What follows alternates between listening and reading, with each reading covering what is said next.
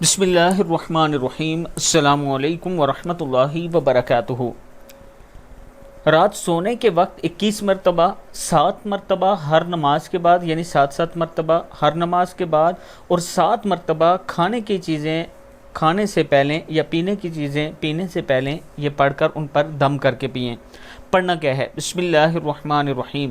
یا سبوح، یا قدوس، یا غفور، یا ودود، یا سبوح، یا قدوس، یا غفور، یا ودود۔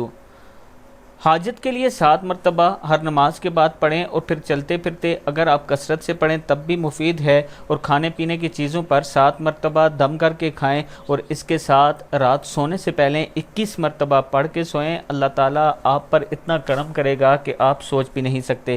اس کے ساتھ میں اپنے دوستوں سے گزارش کروں گا کہ اگر آپ اپنے بچوں کو آن لائن قرآن پاک پڑھانا چاہتے ہیں تو یہ میرا واٹس اپ نمبر ہے، اس پر آپ مجھ سے رابطہ کر سکتے ہیں۔ آپ کے بچوں کو بہترین استاد تجوید کے ساتھ قرآن پاک پڑھائیں گے انشاءاللہ۔